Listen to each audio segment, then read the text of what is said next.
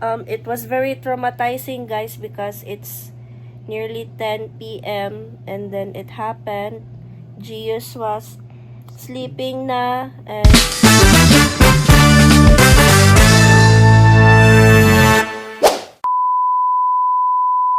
what's up, guys? Welcome back to our daily vlog. Hi everyone! Yes, so time check, it's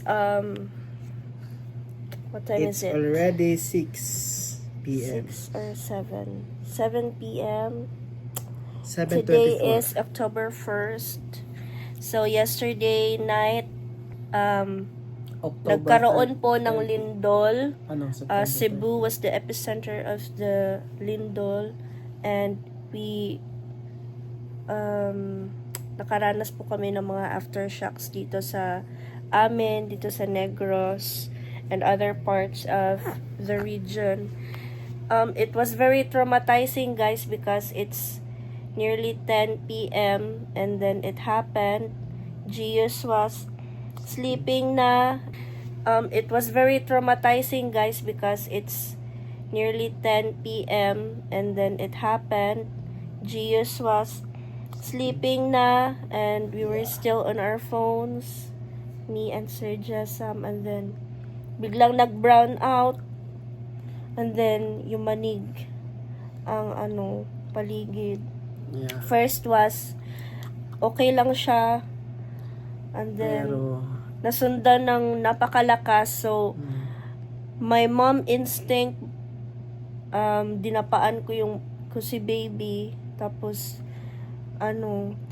afternoon lumabas kami, tapos nag-brown out nun, di ba? yeah.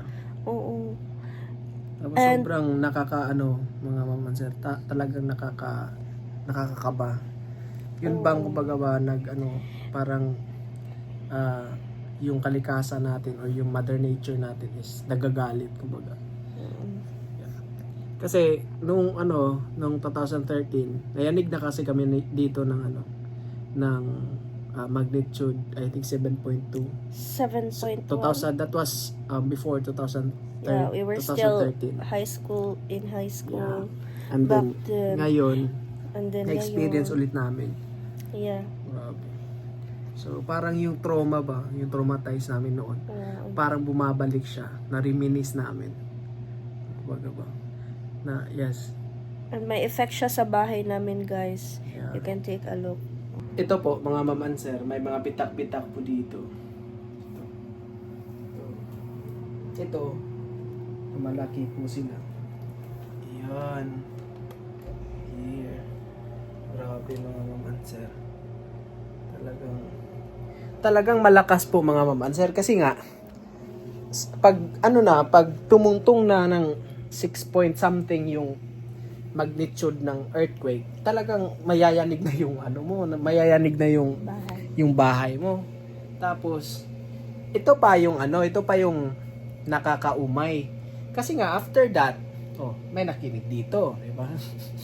after the earthquake, nag-brown out po. So sobrang dilim po dito. Tapos low bat pa ako. Buti nga si Ma'am Charmaine, naka-charge po siya. Okay? And then after that, sobrang dami ng news. No? Yeah.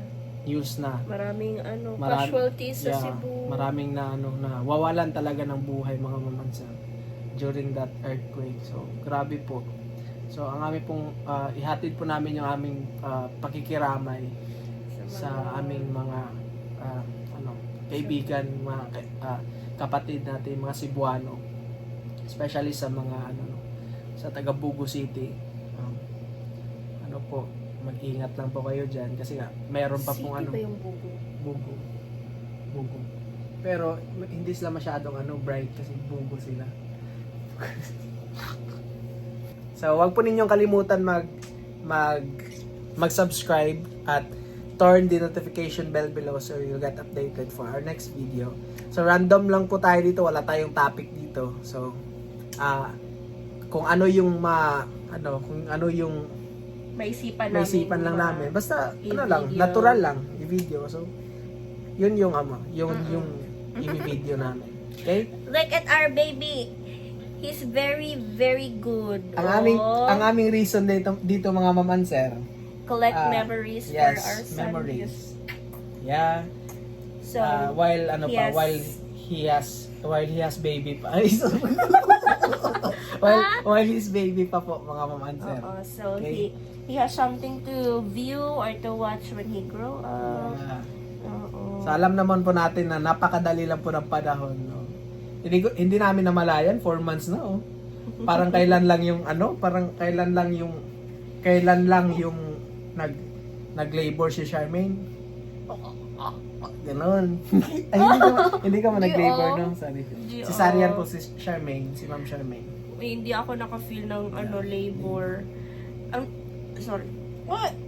In-induce na nga po ako pero hindi ako naka-feel. Hindi ng- tumalab yung Hindi induce. po tumalab sa akin. Yeah.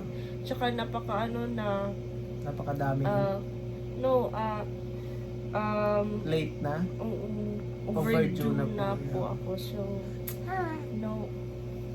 no choice. Kailangang hiwain for the safety of me and Nakaka-trauma baby. po ba yung Yes, of course. I feel like I don't need another child anymore. Pero mas na-trauma din na po. Yeah, financially speaking, it's traumatizing. Alam niyo So, po ano, Dapat talaga sa mga babae dyan, especially sa mga young ones, sa mga teenagers, no? You really have to plan. Dapat, huwag kayong magpabuntis ng maaga, guys. Dapat mentally, physically, and financially prepared Stable. kayo. Oo, bago kayo magbuntis or pumasok sa mag-baby. sa ganyan mga bagay. And- Kasi hindi po biro talaga mga mamansel. Yes. We're we're 20 I'm 27. 27 tapos ako 27 na din. Ngayon lang kami nagka-baby. So kami nga nahirapan nga. Puro na kami puro na kami professional, di ba? So meaning po mga mamansel, nahirapan kami. So Paano pa yung oh, iba, di ba? paano pa yung iba, di ba? Paano pa yung iba, especially teenager, o di ba? Pabigat kayo ng Sa sa mga parents. parents niyo kasi nga hindi pa kayo unprepared pa kayo. So, Yes, and also sa mga sa mga buntis dyan. Sa mga buntis din naman, magpapabuntis pa kayo. you need to prepare at least 50,000.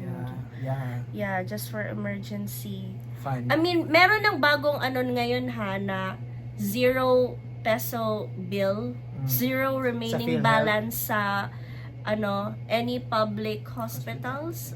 Meron Pero na tayo hindi niyan, po, pero hindi non guarantee na wala kang gagastusin. Oo. Especially pag panganganak, it's life threatening sa ating mga babae. So we need to prepare po talaga finances.